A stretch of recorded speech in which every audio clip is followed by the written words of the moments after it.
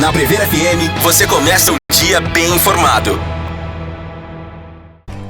Agora 7h03, voltamos com o primeiro jornal na Prever FM e hoje recebendo Berenice Pereira Balsalobre, do Museu Aberto de Geociências, Mineralogia e Astronomia, o Magma. Bom dia, Berenice. Satisfação em tê-la aqui, viu? Bom dia, o prazer é imenso meu poder conhecer aqui a Rádio Prever, essas belíssimas instalações aqui. Muito obrigada pelo convite. Nós que agradecemos a sua presença. Nos fale do Magma. 30 anos já, é isso? Não, 20 anos, né? Quase 20. Quase 20. 16 anos. Olha só. Para falar do museu, a gente tem que falar do professor Eric Bleisch, né? Quem foi Eric Bleisch? O Eric Bleisch foi uma figura muito especial, né? Ele foi uma pessoa um pouco rara. Ele é um alemão, né? Ele faleceu. Ele nasceu na Alemanha e com muito talento artístico, né? Ele era um artista. Ele muito cedo trabalhava com lapidação, trabalhava com desenhos de joias, e de uma família muito humilde, né, muito pobre, e pelo talento dele ele conseguiu estudar, conseguiu uma bolsa de estudo numa das melhores faculdades de artes da Alemanha, né? Ele estava lá muito feliz, estudando os clássicos gregos, né? E com 21 anos ele foi convocado para a Segunda Guerra, né? Então ele foi uma pessoa que teve, ele fala, eu tive esse momento muito idiota da minha vida, né? Ele era muito revoltado com isso. E aí ele foi para a guerra, pelas habilidades dele, ele foi designado como telegrafista, né? Então ele tinha uma participação na Segunda Guerra usando essa habilidade, né? Enfim, esse talento que ele tinha. E ele passou todo o período da guerra. Ele diz que ele sobreviveu, né, à guerra, porque no bolso dele sempre tinha uma cadernetinha e um conjuntinho de lápis de aquarela, né? Então ele sobreviveu literalmente, ainda usando os recursos artísticos para ele poder ter uma vida interior rica. Quer dizer, ajudou, né, sobremaneira, inclusive ele continuar vivo, né? Ele morreu em 2011. Durante a guerra, estou dizendo. Não, ele morreu com 91 anos, né? Então, a história dele é incrível, porque ele foi designado para ir para a Rússia, depois ele foi designado para a Itália, né? Que eram os aliados da Alemanha na época. E ele foi prisioneiro de guerra, né? Ele foi pego, ficou preso, combinou uma fuga, era ele e um amigo. Ele foi trabalhar inicialmente numa mina de carvão em Paris, na França, depois ele foi para uma colônia agrícola e ele e um amigo dele combinaram uma fuga. Aí eles fugiram, né? Conseguiram fugir. Eles queriam sair da França para chegar na Alemanha, foram andando. Então, de manhã, eles ficavam parados, durante o dia parados, e à noite eles andavam. E aí eles atravessaram aí um período, uma área grande, aí chegaram na divisa da Alemanha com a França, tem o Rio Reno, né? Era inverno, eles tiraram a roupa para atravessar o rio nadando, acharam um pedaço de pau, colocaram as roupas dentro de uma mochila impermeável e foram atravessar esse rio, o Rio Reno, né? Que ele é largo. E no meio dessa travessia tinha um rodemoinho, né? Então eles caíram nesse rodemoinho. O amigo dele não sobreviveu. O Bleisch era uma pessoa muito grande, ele tinha quase 2 metros, muito forte. Ele conseguiu atravessar, chegou do outro lado do rio, já em terras da Alemanha, e com hipotermia, sem roupa, procurando um amigo, né, até saber. Aí ele foi batendo nas casas, numa aldeia que tinha bem próximo. Só a 4ª casa que o abrigou. Aí colocaram ele para dentro, na frente de uma lareira. Ele dormiu 2 dias, né? Quase morreu, mas aí se recuperou. e continuou. Aí depois que ele já estava num estado físico melhor, ele continuou até chegar na aldeia da mãe dele, né, na casa dele. Então, assim, esse histórias como essa, eu estou contando um pedacinho. Ele tem uma autobiografia. Ele foi o quê? Ele foi o fundador? Como é que ele veio em Botucatu? Do museu. Então, aí lá na Alemanha, logo depois, ele estava numa situação na Alemanha muito triste, e uma pessoa falou: você tem que ir para o Brasil, Blas. Você tem que sair da Alemanha. E aí ele conseguiu vir para cá com 31 anos, e ele chegou em São Paulo, foi trabalhar com lapidação de joias, depois ele se tornou um médio empresário, e aí com 40 e tantos anos ele falou: isso tudo aqui eu não gosto disso, esse dinheiro não me faz feliz, e se transformou em professor. Aí ele fez uma formação para ser professor Waldorf. E aí ele deu aula numa escola Waldorf em São Paulo, na escola Rudolf Steiner, por 26 anos. E aí, nesse período do Brasil, ele começou uma coleção, né? Porque ele gostava, coleção de minerais. E na escola, ele comprava e ganhava, e, enfim, começou uma coleção muito importante para ser apoio pedagógico. Então, a coleção dele era para ele dar aula. Entendi. Só que o colecionador, e principalmente o colecionador que tem um olhar artístico, ele consegue uma peça, ele quer uma melhor, né? E uma outra melhor. E os minerais, essa riqueza que nós temos aqui no planeta, não existem dois iguais, né? Então você pode ter um mineral da mesma classe química, né? Da mesma formação, mas eles têm formatos, né? Eles têm, a expressão externa deles são muito diferentes. E aí o Blas foi colecionando, a coleção dele ficou muito grande, e ele se aposentou em São Paulo, mudou para Botucatu, para Demétria. O filho do Blas, o Jorge Blas, o Hans-Jörg Blas, é o fundador, um dos pioneiros fundadores do bairro Demétria. Então ele veio para Demétria junto com o filho, continuou dando aula na escola Itiara para os professores e tal. E essa coleção era imensa. Ele recebia os alunos na casa dele. E quem fosse na casa dele, assim, se surpreendia, porque tinha mineral para todo canto. Em prateleiras na cozinha, caixas debaixo da cama, na sala.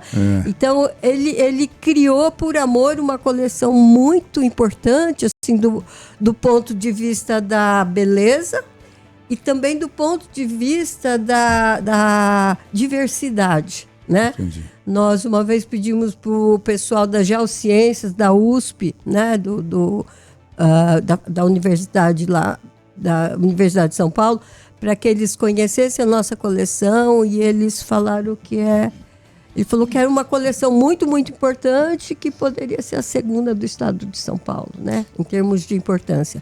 Então, essa coleção estava guardada lá na casa do Blas, para todo canto. E em 2006, a escola Itiara cedeu uma sala para que essa coleção pudesse ser exposta.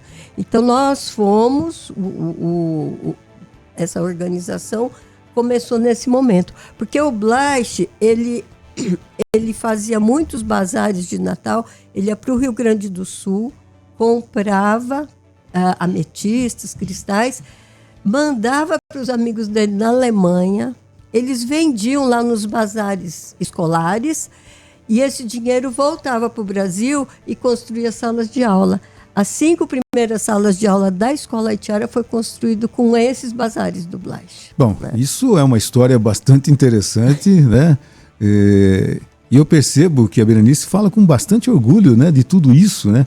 Afinal de contas, hoje você, além de diretora, é a curadora, né, do museu, né? É. Agora, eu pergunto, quem é que tem acesso ao museu? Os estudantes, não só das universidades, das escolas públicas, das escolas particulares. Quem é? Como é que é a assiduidade disso tudo? Tá. Então, nós ficamos numa situação de muita felicidade de poder expor a coleção numa sala de 90 metros quadrados. Só que nós fomos crescendo. Nós recebemos muitos alunos porque a coleção ela foi distribuída dentro do museu para ser um espaço pedagógico, né? Porque a gente é um museu de ciências.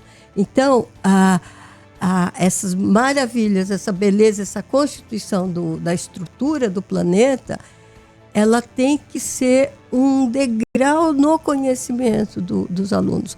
Porque quem vê a beleza que nós temos lá e que está no mundo, né? A gente tem só um pedacinho da memória do planeta, né? As pessoas se encantam muito e quem conhece ajuda a preservar melhor o nosso meio ambiente. Sem dúvida alguma. Então, nós recebemos todo mundo, a gente recebe o pessoal do CRAS, a gente recebe o pessoal de Jardim de Infância, a gente recebe o pessoal da Unesp, a gente recebe o público voluntário, né? A gente recebe recebemos umas senhoras do CRAS que foram lá, né, nessa parte social que o CRAS de Botucatu faz, pessoas com 70 anos que nunca tinha visto um mineral, nunca tinha visto uma drusa de ametista. Isso é muito, pra gente, é muito reconfortante, né? Porque é isso que a gente quer. A gente quer que as pessoas aprendam lá com a gente, né? E que troquem, né? O aprendizado é sempre uma troca. Então, mas o nosso, vamos dizer, a joia da coroa é a gente poder receber os alunos das escolas, do fundamental e do ensino médio. Isso é quando a gente fala, né? Estamos cumprindo a nossa função. Né? Que legal. São 7h15 e nós estamos conversando com a Berenice Pereira Balsalobre, do Museu Aberto de Geociências, Mineralogia e Astronomia Magma, lá da Demétria. Deixa eu perguntar uma coisa para você. As pedras, tudo, na verdade, que está em exposição no museu, principalmente falando das pedras, né, dos minerais, foram todas coletadas aqui em Botucatu mesmo? Ou tem alguma coisa de fora desse material? Não. Nós temos, vamos dizer que 70% é do Brasil, né? E a gente tem minerais de países africanos, da Noruega, do Polo Norte, né? Um lugar chamado Svalbard, que é um carvão muito interessante. A gente tem da Nova Zelândia, da França, enfim. Nós temos minerais de muitas localidades do mundo. Aqui de Botucatu, pela nossa geologia, a gente consegue, Botucatu e região, esse período essa região da Cuesta, a gente consegue encontrar algumas drusas, né? Que drusas são aquela tipo uma bolinha, assim, o formato, e quebrando dentro a gente acha alguns cristais de quartzo e às vezes uma ametista, que é o cristal de quartzo roxinho. Então, aqui em Botucatu, principalmente, nessa nossa região, ali em São Manuel tem um lugar que tem um pouquinho, a gente só encontra mais esses minerais ligados ao quartzo, né? Porque a nossa geologia não favorece os minerais mais preciosos. Né? Entendi.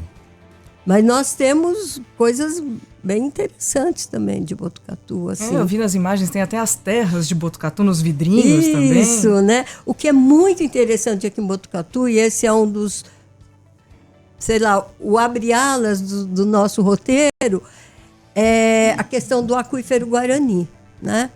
Nós estamos em cima desse reservatório, que é um dos maiores do mundo, reservatório de água doce. Um privilégio estar em cima. Um privilégio, nós estamos em cima, andando em cima do aquífero, né? E é uma água potável, quase que em 100% do aquífero. Então, aqui nós temos rochas, né? Que são os minerais e as rochas. Nós temos as rochas, que é o basalto e o arenito, né? E, então, no museu, a gente apresenta muito essa parte, assim, né? Da nossa geologia, da nossa geomorfologia e dessas duas rochas que são as principais componentes do aquífero Guarani. E isso é muito importante para as crianças, os jovens, quem for, olhar diferente para os barrancos, né? Porque às vezes um barranco, né, lá na igrejinha de São Cristóvão, ali no alto, na O serra, início da né? serra, né? Na Rondon, antes de subir aquelas escadarias para ter aquela vista, quem visitar a igrejinha pode olhar para o barranco do lado esquerdo, que vai ver aparentemente só uma terra amarela, né, avermelhada, mas se olhar com cuidado, vai ver umas riscas no barranco. Aquilo lá, ali é um arenito, né? E aquelas riscas que tomam sentidos opostos é a direção dos ventos, né? De 100 milhões, 140 milhões de anos atrás. Porque o arenito Botucatu é uma deposição eólica, né? São areias que o vento ia depositando. Então, ali a gente pode olhar a direção do vento. Então, assim, a gente gosta que as pessoas saiam de lá olhando para os barrancos e vendo como é interessante. Baseado nessas explicações, na visita ao museu e tudo mais, eu acho que as pessoas que, após as visitas, elas vão ficar com um olhar mais atento a tudo isso. E eu quero te perguntar, Berenice, que há pouco tempo atrás vocês tiveram a inauguração da calçada geológica, né? Eu acho que essa calçada, me parece assim, que você vai andando por ela e vai passando o tempo, entrando numa linha do tempo, é mais ou menos isso? É exatamente isso. Essa é a nossa ideia, né? Então, a gente teve a pretensão, né, modesta, só de contar o que foi a formação do planeta em 4,6 bilhões de anos, não milhões, bilhões, né?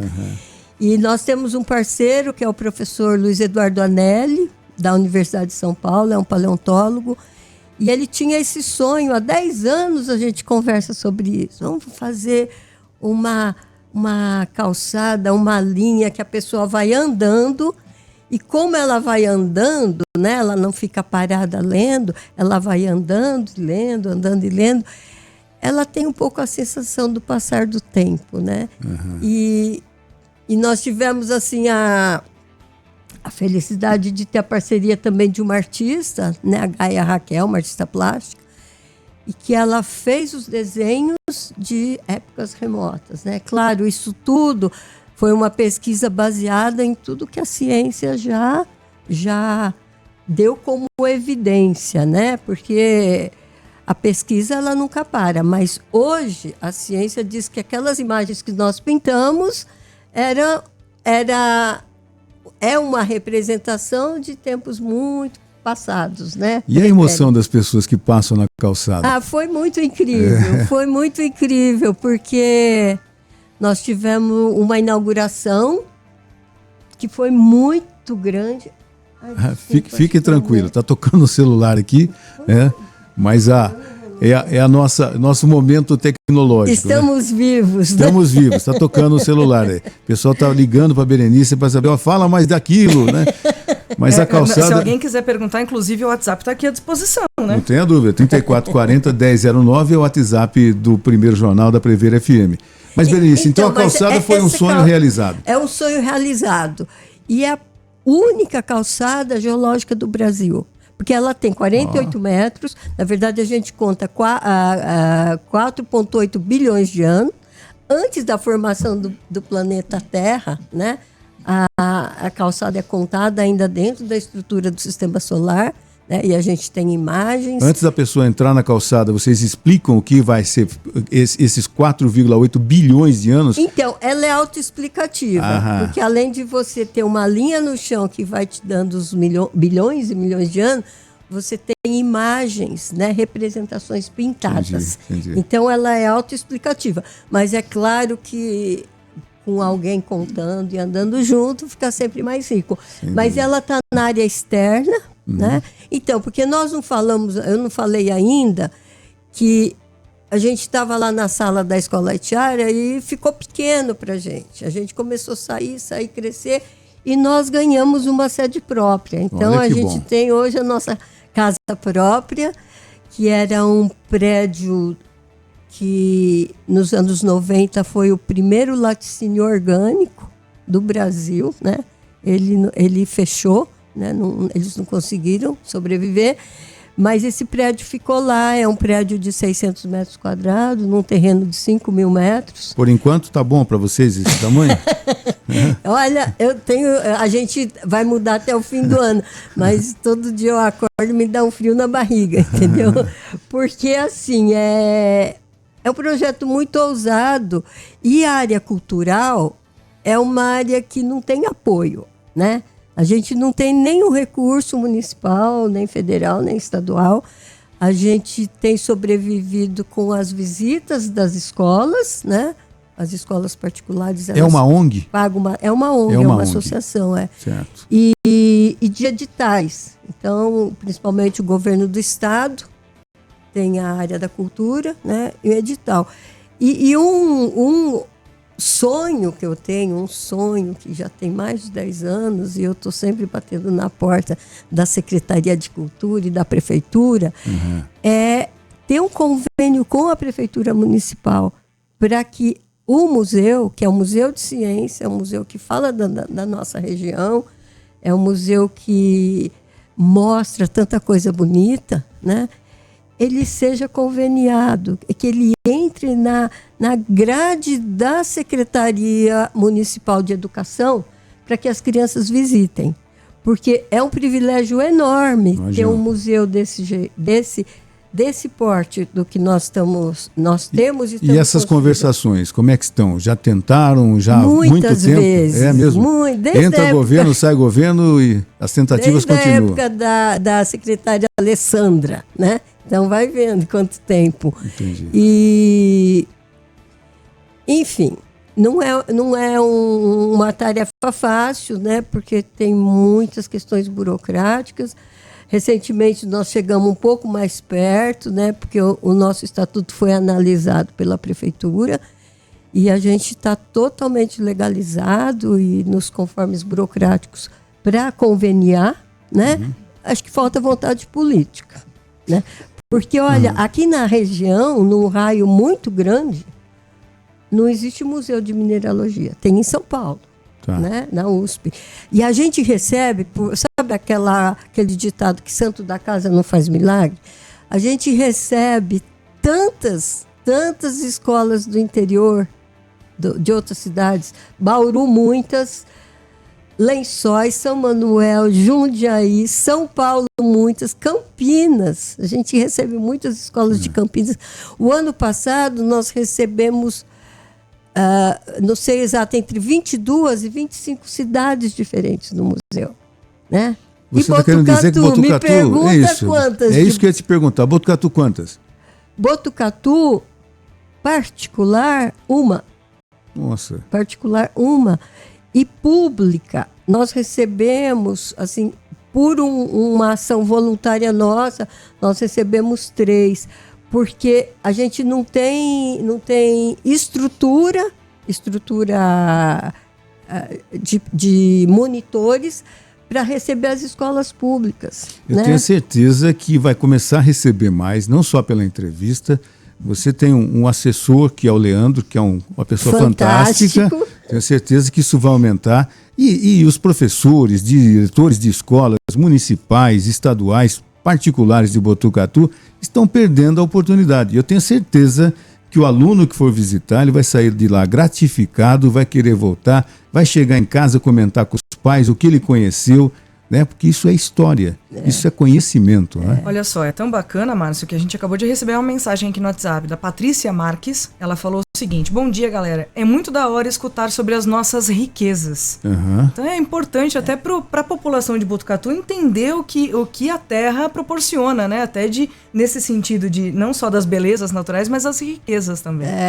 Então, e é uma riqueza, né? Nos dois sentidos. Literalmente. Para o conhecimento. Literalmente. Olha, nós fizemos um projeto agora, eu acho que vale falar dele, sobre o aquífero Guarani. Nós temos uma exposição, como o museu era pequenininho, a gente foi criando recursos de ficar fazendo projetos fora. Então, nós construímos uma exposição itinerante em cima de uma carreta, né? E isso já tem 9 anos. E a gente anda com essa exposição falando do aquífero, né? E, recentemente, nós acabamos essa semana passada de executar um edital E aí é um edital da Secretaria Estadual de Meio Ambiente. É um edital que nós visitamos Torre de Pedra, Bofete, Anhembi e Botucatu. Nós atingimos 5.000 alunos, né? Foi um feito assim, o Leandro acompanhou a gente em tudo, era nosso assessor de imprensa. A gente chegava com esse equipamento cultural, essa carreta, ela abria uma lateral, ali era um teatro.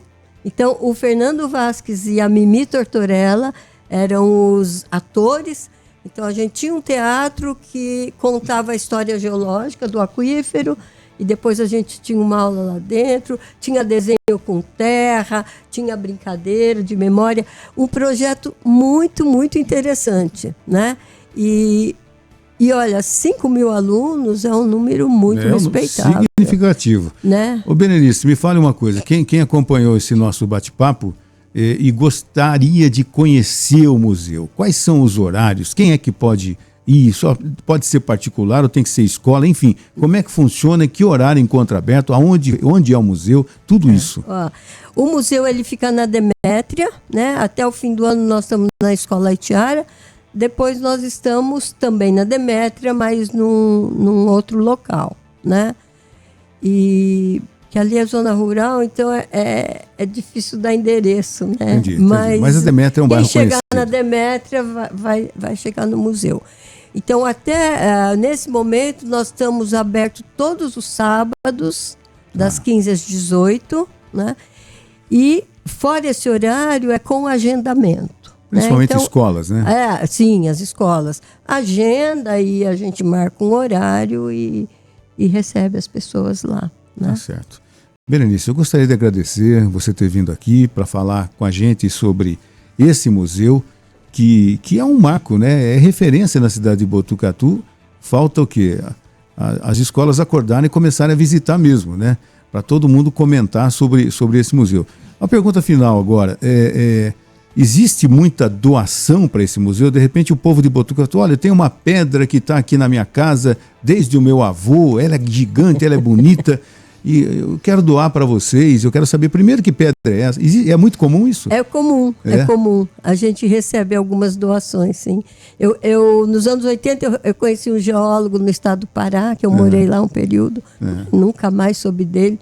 E um dia, por terceira mão, me chegou a coleção dele. Olha. Aí a pessoa que me doou falou, talvez você não conheça, ele já faleceu, chama Gabriel Guerreiro. Eu falei, nossa, como?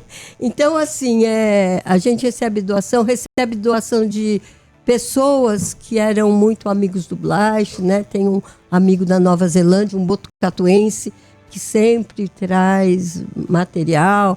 Enfim, a gente recebe algumas coisas. E tem, de repente, lá no museu, uma peça, um mineral, que fala, isso aqui é raro demais e está aqui com a gente. Temos. Esse aqui é aquele que fica lá numa redoma, porque esse aqui é valioso. A gente tem algumas coisas bem raras. Né? A gente recebeu uma vez dois geólogos, paleontólogos da Unesco. Eles estavam fazendo um trabalho em Campinas e vieram conhecer o museu e conhecer a Cuesta, né? E esse projeto que a gente faz do aquífero. E aí eu mostrei essa peça para eles falaram, nossa, eu já andei em muitos museus do mundo, eu nunca vi isso, né? Então, e eu vou contar o que é só para quem for lá no museu. Tá certo. Guarde, cria uma expectativa, é um motivo a mais para conhecer. O pessoal chega muito lá, principalmente crianças. Qual que é o mais importante? Tem diamante, né? Que é o mais caro, né? Então, o valor desses minerais são inestimáveis, né? Porque não vai ter outro igual, né? Sem dúvida. A gente tem a natureza, teve capricho com aquele, né? Mas ele é único, né? é único. Cada pedra é única, né? Acho que essa é a parte mais legal. Como um ser humano, né? Cada ser humano é único também. E o reino mineral, eu sempre falo assim que é esse palco, né? A formação do planeta criou esse palco, né? Com as rochas, com os minerais, para que a vida nascesse, né? Então eles são um protagonista muito importante. A gente chuta, né, um pedaço de brita. A brita, que a gente cansa de ver aí nas obras e tal, é o basalto que forma o aquífero Guarani. Então a gente chuta e tal, mas ali tem milhões de anos, né? Então merece respeito, né? Essa é o mundo mineral e essa área da ciência, né? A geociência, né? Ela é muito interessante. Só para um exemplo assim, eu advoguei 33 anos na minha vida, eu sou advogada, né? Fui. Agora eu estou já acabando meus processos. Quando eu conheci o Blas, eu fui lá ajudar ele a limpar, porque ele estava velhinho, ele tremia. Então eu fui lá ajudar a limpar e tal. E aquele mundo, esse mundo do reino mineral se descortinou para mim. E aí eu fui me envolvendo, aí eu fiz uma outra formação de geografia, fiz mestrado na Unicamp. Então, é tão encantador quando você olha, né, com vontade de ver, né? Que se apaixona, né? Você se apaixona. Então, eu convido todo mundo a ir lá no museu, né? A gente tem uma enorme alegria em receber as pessoas lá. Berenice, e vocês também, claro, né? Vamos lá, com certeza. Muito obrigado, tá? Um bom dia a você, sucesso, e nos mantenha informados sobre o dia a dia, as mudanças, se de repente o espaço ficar pequeno, vai mudar para o maior, enfim, nos mantenha informados. Um bom dia a você. Muito obrigada, sucesso para vocês. Parabéns aqui pela Rádio Prever. Muito obrigado.